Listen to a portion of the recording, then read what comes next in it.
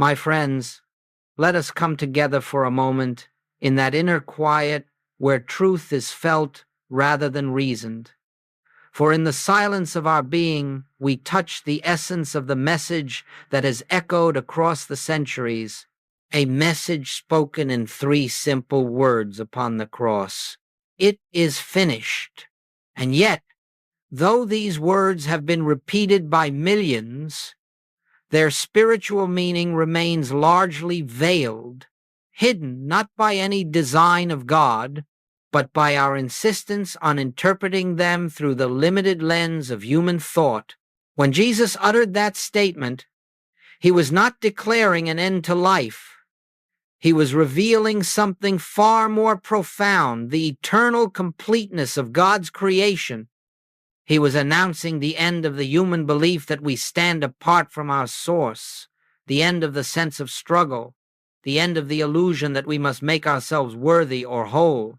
He was giving voice to the truth that spiritual fulfillment is not a distant attainment, not a reward for future effort, but a present reality awaiting our recognition. You see, the spiritual path is not the journey of becoming, but the gentle awakening to what already is. The work of God is finished. The harmony, the abundance, the wholeness, the peace, all of it stands completed in the infinite. Our task is not to add to creation, nor to improve it, nor to repair it, but to behold it. And so we begin not with striving, but with rest. Not with petition, but with recognition. Not with effort, but with awareness.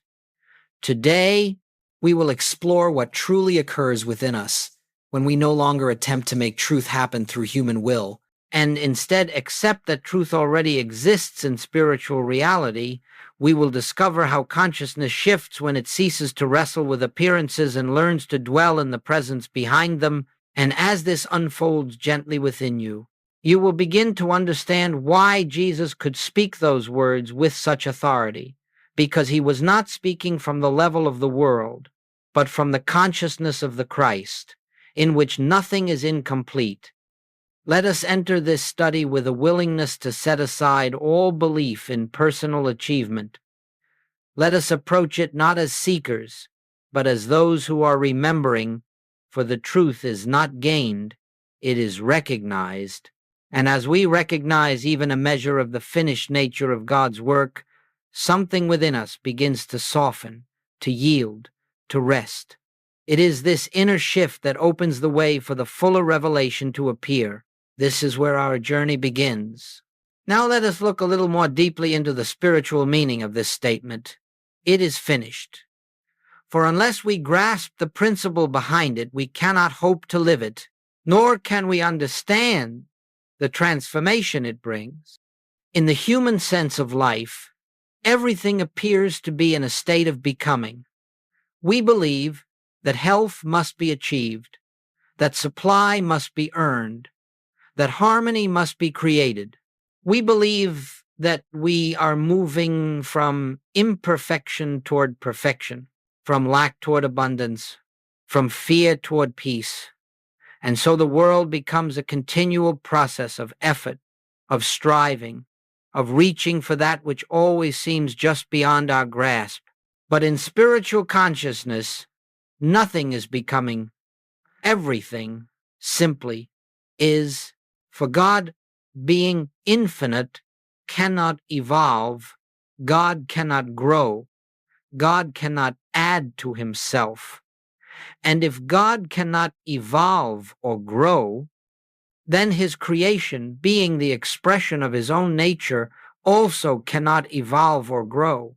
It stands complete, whole, finished, radiant in its perfection. This is the truth Jesus beheld when he declared, "It is finished."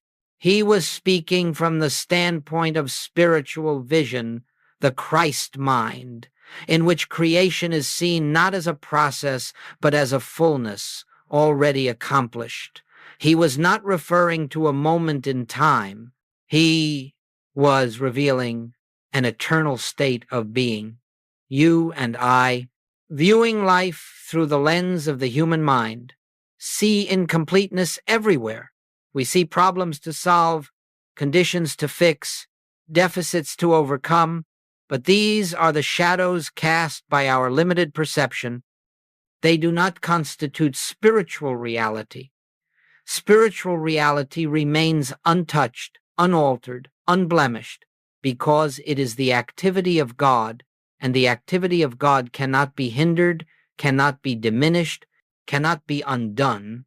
When we begin to sense even faintly that the truth of our being exists already in its finished state, we start to loosen our grip on the belief that we must make life work. We begin to understand that our function is not to complete anything, but to witness what God has already completed. And in that witnessing, the nature of our experience begins to change. So long as we insist on living from the premise that something is missing, we remain bound to the realm of striving. But when we touch even for a moment the awareness that nothing is missing in God, and therefore nothing can be missing in the truth of our being, we shift from the human sense of life into spiritual consciousness, and it is this shift, gentle yet profound, that reveals what Jesus knew so completely, that the work of God is finished, perfect, eternal, and universal. Let us rest in that realization for a moment, not as doctrine, not as belief, but as truth. For the more deeply we comprehend this principle, the more naturally our inner life begins to align with the kingdom that is always present, always complete, always finished. Let us look now at one of the great obstacles on the spiritual path, an obstacle so subtle that even sincere students stumble over it repeatedly, the belief that through striving, through effort, through the exertion of the human mind, we can attain spiritual realization. This belief is the very heart of the illusion from which Jesus sought to free humanity. For what is striving but the conviction that something is lacking, and what is effort but the attempt of a personal sense of self to secure what it believes it does not yet possess? But you see, my friends, the moment we engage in striving, we are functioning from the standpoint of separation. We imagine ourselves cut off from the source of our being, left to our own devices to achieve peace, supply, healing, or harmony. And in that moment, we have stepped out of the awareness of God's completeness and into the dream of personal responsibility. We begin to live as if the weight of our entire existence rests upon our shoulders. And from that position, fear is inevitable. Most spiritual effort fails, not because the student lacks discipline or sincerity, but because the effort itself arises from a false premise. If we believe that God's work is unfinished, then of course we will try to complete it. If we believe that God is withholding something, then naturally we will try to obtain it. And if we believe that God is far away, then we will strive endlessly to reach him. But none of these beliefs are true, and therefore none of the actions that spring from them can bear the fruit of truth in the infinite way. We do not seek to compel God to act, nor do we attempt to superimpose spiritual truth upon material conditions. Rather, we learn to relinquish the belief that conditions possess power at all. We learn to let go of the idea that our thoughts, our emotions, or our personal will can bring about spiritual demonstration. For spiritual realization does not come from human effort. It comes from the dawning of awareness. When we strive, we are attempting to lift ourselves by our own bootstraps as though the personal self, the very thing that is unreal, could become the instrument of spiritual attainment. But the personal self cannot enter the kingdom of God, and no amount of effort will transform it into the Christ. Striving keeps us rooted in the belief that we are separate individuals, seeking something outside ourselves. Recognition reveals that we are expressions of the one divine self, in whom all is already complete. It is a strange paradox. The harder one tries to achieve spiritual fulfillment, the more elusive it becomes. The moment we stop trying, the moment we release the belief that we must do something to attain God, the presence of God begins to reveal itself, not because we have earned it, but because we have ceased resisting it. You do not enter the kingdom through striving. You enter by surrendering the belief that there is any distance to cross. You enter by yielding the personal sense of life and resting in the truth that spiritual reality is not created by your effort, it is recognized by your stillness. This is the shift from human striving to spiritual awareness, and it marks the beginning of true transformation. Let us now consider what takes place within us when we begin to respond to life, not from the human sense of mind, but from the quiet recognition of spiritual truth. For this is the turning point on the path, the moment when the center of our consciousness shifts and we no longer live as though we are separate beings struggling to align ourselves with God, but as expressions of the one presence revealing itself. The first change is not dramatic. It is not a burst of light, nor an overwhelming experience. Rather, it is a softening, an easing of the inner tension we have carried for so long. The human mind, accustomed to constant vigilance, to controlling, to analyzing, to protecting itself, begins to relax. It no longer stands guard over every circumstance. It no longer assumes that it must interpret, judge, or manage each appearance that presents itself. A certain quiet confidence begins to dawn, not in our personal capacity, but in the completeness of God. This is the beginning of the Christ mind, the mind that does not react to appearances but beholds the truth behind them. The Christ mind is not a superior intellect. It is the capacity to see with spiritual vision, to recognize that what the eyes and ears report is not the final word. It is the awareness that life, real life, is unfolding from within, and that nothing external has authority over the truth of our being. And as this recognition awakens within you, your perception changes. You may still see a discordant condition, but you no longer interpret it as a power. You no longer accept it as a reality. Instead, you stand inwardly still and listen for the assurance that spiritual reality is untouched. You begin to sense that behind every appearance, whether it be illness, lack, conflict, or fear, there exists a spiritual perfection already established, waiting only for your recognition. This does not mean you deny what the senses present. It means you cease granting them authority. You see the appearance, but you no longer fear it. You acknowledge the condition, but you are not governed by it. You become aware of something deeper, a presence that accompanies you, a peace that requires no outer circumstance to justify it, a stillness that is not affected by the movements of the world. The Christ mind reveals itself not through visions or sensations, but through the simple knowing that God is the only reality and that nothing exists outside of God. When this knowing begins to dawn, not as belief, not as theory, but as inner experience, the entire fabric of life subtly shifts. You find that you move more gently, speak more quietly, respond more patiently.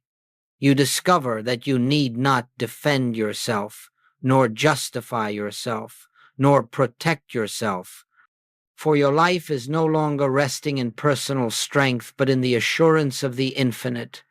This shift cannot be forced, nor can it be manufactured. It unfolds naturally as we cease striving and begin resting in the truth that the spiritual creation is finished. The human mind seeks solutions. The Christ mind beholds truth. The human mind reacts. The Christ mind rests. The human mind tries to make things happen. The Christ mind witnesses what already is. And so the transformation begins not with outward change, but with the quiet dawning of a new inward standpoint, the recognition that we are no longer living life through the limited lens of human perception, but through the consciousness that Jesus revealed, the consciousness in which lack dissolves, fear loses its foundation, and harmony flows effortlessly because it is already established in God. This is the shift from human mind to Christ mind. It is gentle, but it is the most profound change that can occur within an individual as this inner shift begins to unfold, this movement from the human sense of mind to the Christ mind. You will notice something remarkable. Your relationship to the problems and circumstances of daily living starts to change, not because the external conditions have yet transformed, but because you have changed. Your consciousness has been touched by the awareness that spiritual reality is already complete. And from this standpoint, the entire meaning of a problem is altered in the human sense of life. A problem is something we must confront, resist, solve, or overcome. We see it as an external force acting upon us, demanding response and often producing fear.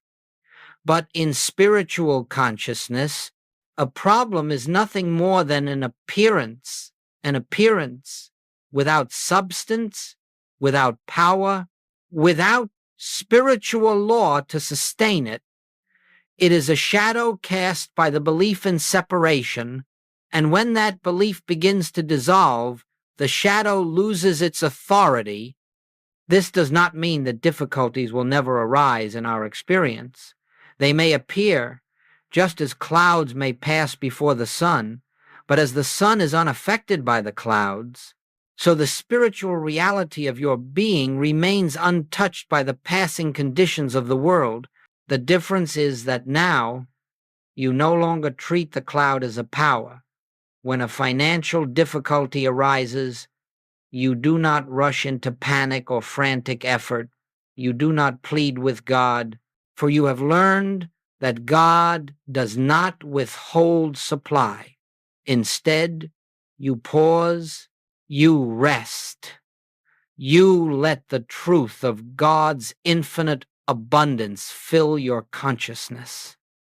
You recognize that supply is not something to be attained, but something that already exists in the invisible, and that your recognition of it opens the way for its appearing in the visible. When a physical condition presents itself, you no longer fight it as though it had independent authority. It is an appearance based on the limited perception of the human mind. You acknowledge it, but you do not accept it as truth.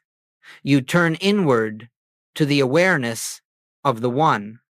Life that cannot be sick, cannot be impaired, cannot be diminished, and in that inner knowing, the fear that once accompanied illness begins to dissolve.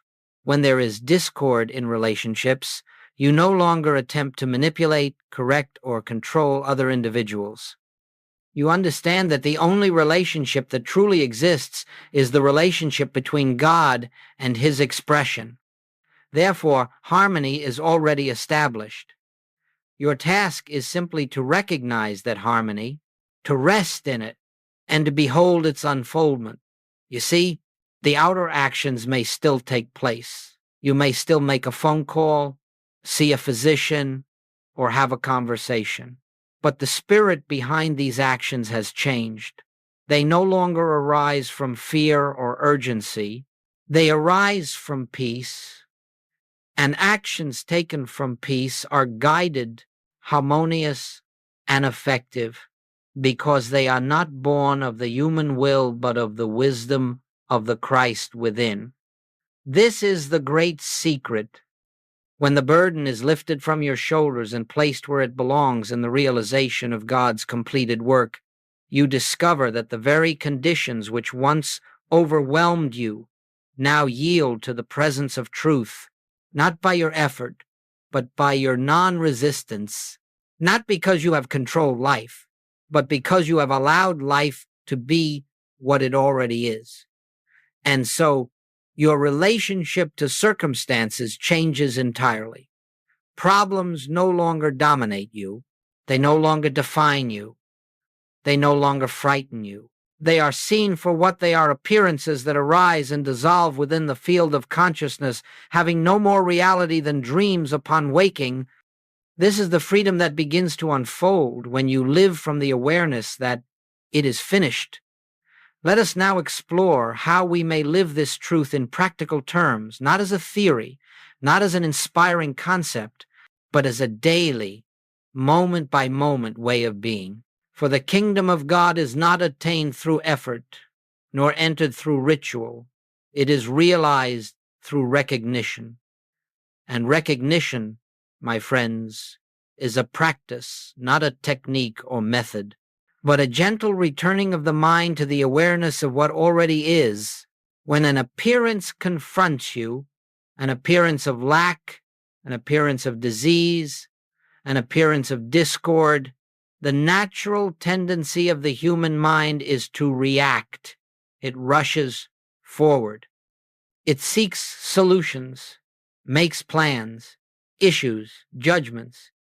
But the first step in spiritual practice is to pause, to become still, to withhold reaction, not through force or discipline, but through the understanding that reaction itself is the acceptance of the appearance as power. In that pause, you turn inward, not to ask for God's help, not to plead for correction, but simply to acknowledge, in God's reality, this is already complete. In God's reality, nothing needs to be changed.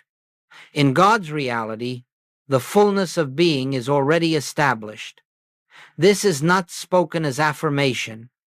It is recognized as truth. You are not trying to make it true. You are remembering that it already is true, and so you rest not in passivity, but in awareness. You rest in the assurance that the invisible spiritual kingdom is intact, unbroken, whole. You rest in the understanding that all that God is present here where the appearance seems to be. You rest because the burden is not yours. You rest because the work is finished. Now, this practice may take only a moment, or it may take many moments. It may take silence. It may take returning again and again to the same simple recognition, and that is perfectly all right. For the purpose of the practice is not to change the condition, but to change your consciousness about the condition. As consciousness changes, the outer picture adjusts of its own accord. Some students say, "But I do not feel the truth when I acknowledge it." And I tell them, feeling is not required at the beginning. Recognition precedes feeling. First, the truth is acknowledged, then the consciousness shifts, then the feeling follows. Just as the dawn precedes the sunrise, recognition precedes realization. This is why Goldsmith often spoke of keeping your mind stayed on God, not as a mental exercise, but as a continual resting in the awareness of the presence. It is the habit of turning within, again and again, until the within becomes more real to you than the without, until the truth becomes more compelling than the appearance, until the finished nature of God's work becomes the lens through which all of life is seen. In time, this practice becomes natural. You will no longer have to pause deliberately, for the pause will arise spontaneously. You will no longer have to remind yourself that God's work is finished, for that recognition will be the ground upon which your consciousness stands. And when this happens, you will discover that appearances lose their power to disturb you. They may come and they may go, but you remain anchored in the awareness that behind every appearance is the eternal reality of God's completeness. Living from the finished kingdom is not a matter of effort. It is the gentle discipline of remembrance, the remembrance that nothing can be added to the perfection of God and nothing can be taken from it. The remembrance that all good is already established in the invisible. The remembrance that your life is the expression of God, and therefore the fullness of God must appear as your experience when you are still enough to behold it. This, then, is the practice of recognition. It is the foundation upon which the entire spiritual life rests. As you continue in this practice of recognition, this gentle turning toward the truth that God's work is already finished, you will begin to notice a transformation occurring within you. It is not sudden. It is not dramatic. It does not announce itself with fanfare. Rather, it unfolds quietly, like the way dawn breaks upon the earth, almost imperceptibly at first, until you realize the night is gone. The first of these transformations is the gradual dissolving of fear. Fear, you see, is always based on the belief that something real can be taken from you, or that something necessary can be withheld. But when your consciousness becomes rooted in the understanding that God's universe is complete and that you live and move in that universe, the very foundation of fear begins to crumble, not because you have battled fear, not because you have argued with it, but because you have withdrawn your belief in the conditions that give fear its seeming power. You may notice that situations which once would have caused anxiety now elicit a calmer response. You may find that you are no longer anticipating disaster, no longer preparing for the worst, no longer carrying the inner tension that once accompanied uncertainty. Fear fades, not by conquest, but by recognition that God's completeness is the only reality. As fear dissolves, so too does the sense of lack. Lack exists only in the consciousness that believes itself separate from the infinite source of supply. But when you begin to live with the awareness that supply is not created by human effort but flows from the eternal nature of God, the idea of lack becomes foreign to you. You discover that your needs are met in ways you could not have planned or orchestrated, not through striving, but through alignment, not through demanding, but through resting in the truth that God's abundance is always present, always available, always flowing. This does not mean you will suddenly have everything the human mind desires. It means you will have what the divine plan for your life requires. You will find that what comes to you is appropriate, harmonious, and sufficient because it comes not as a result of personal striving, but as the natural outflow of spiritual completeness. And as fear and lack lose their hold, something else begins to dissolve resistance. Resistance is the belief that life should be other than it is. It is the inner tension that arises when we oppose the appearance, when we fight against conditions, when we refuse to accept what is unfolding. But when you understand that every appearance is but a shadow of a deeper spiritual reality, you no longer resist. You allow everything to come and go without clinging, without fear, without judgment. This is not resignation. It is not passivity. It is trust, the trust that the intelligence of the Christ within you is guiding your life perfectly. It is the recognition that nothing real can oppose God, and therefore nothing unreal needs to be resisted. You begin to flow with life rather than against it. And in that flow, there is great peace. This process, this dissolving of fear, lack, and resistance is not something you accomplish. It happens naturally as you rest more consistently in the truth that it is finished. The old patterns dissolve like mist before the sun, not because you have worked to eradicate them, but because your consciousness has shifted to a higher standpoint. And so each day, without effort, you find that you are living with greater ease, greater trust, greater stillness. You are no longer buffeted by the storms of the world, for your anchor is not in the world. It is in the infinite completeness of God, already established, already present, already finished. This is the quiet miracle that begins to unfold when you live from the spiritual fact rather than the human appearance. Now we come to one of the most sacred unfoldments that occurs when one begins to live from the consciousness of the finished kingdom. As fear dissolves, as lack loses its hold, as resistance melts away, something far deeper begins to emerge, your true identity, the identity that has always been present but long obscured by the belief in separation. You see, the human sense of self is built upon the conviction that we are finite creatures, born into limitation, confined to personal strength, dependent upon external conditions.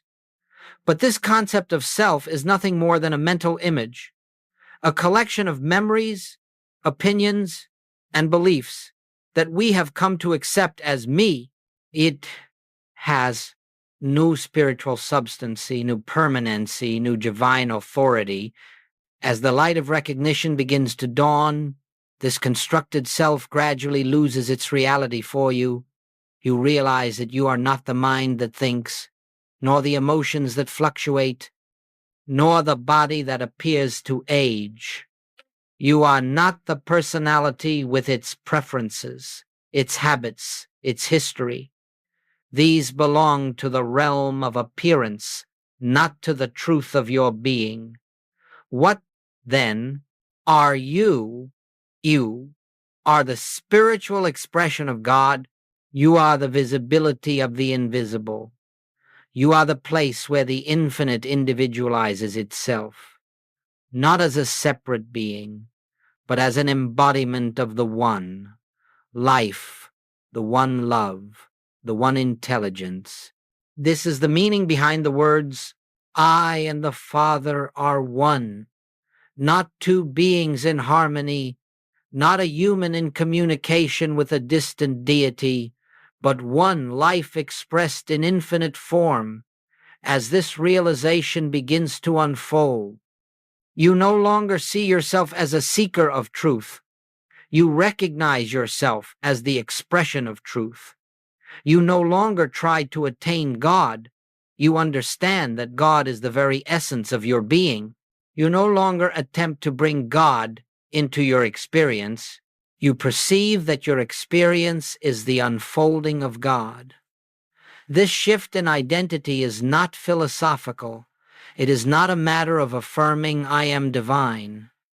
It is an inner awakening, a dawning awareness that your life is sourced in something greater than the personal sense of self. It is the realization that the qualities of God, love, peace, abundance, harmony, intelligence are not gifts bestowed upon you, but the very nature of your being. And as this realization becomes more established, your actions change not because you are trying to be spiritual, but because your actions arise from a different center. You find that compassion flows more freely, not as a moral effort, but as a natural expression of the love that you are. You discover that wisdom guides your decisions, not as a product of careful thinking, but as a quiet inner knowing. You find yourself acting with greater ease, greater clarity, greater grace. You no longer ask, what should I do? But rather, what is the activity of God expressing through me in this moment? And you discover that the answer reveals itself without strain. This is the emergence of the real identity. It comes not with pride or superiority, for there is no personal achievement in it. It comes with humility, with gentleness, with awe. For to realize that I and the Father are one is to understand that you are nothing of yourself, and yet everything in God. It is to recognize that the personal self has no power, no presence, no life of its own, and that all that you are is the manifestation of the infinite. When one touches this truth, even lightly, life becomes an unfolding rather than a struggle. The need to control fades. The need to justify oneself disappears. The need to defend, to compare, to compete, to grasp all of it falls away. For the self that emerges is already whole, already complete, already one with its source. This is the culmination of living from the finished kingdom, the revelation of the self that has always existed in God, untouched by time, free from fear, radiant in truth.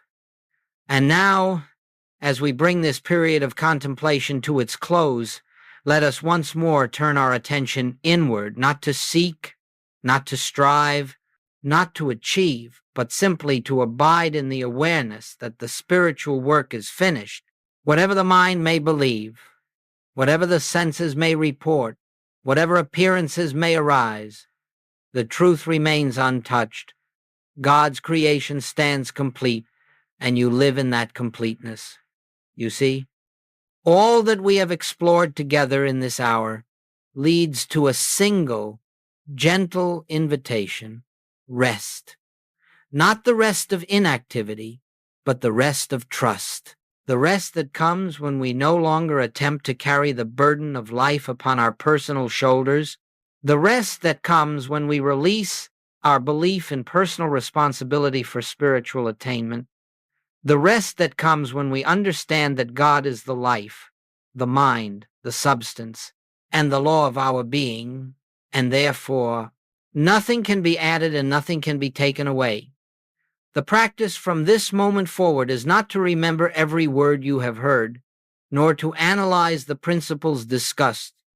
The practice is simply to return again and again to the awareness of the presence, to pause long enough in the midst of your day to recognize where I stand, God is, to acknowledge, even if only inwardly, I need not fear appearances, for they have no power.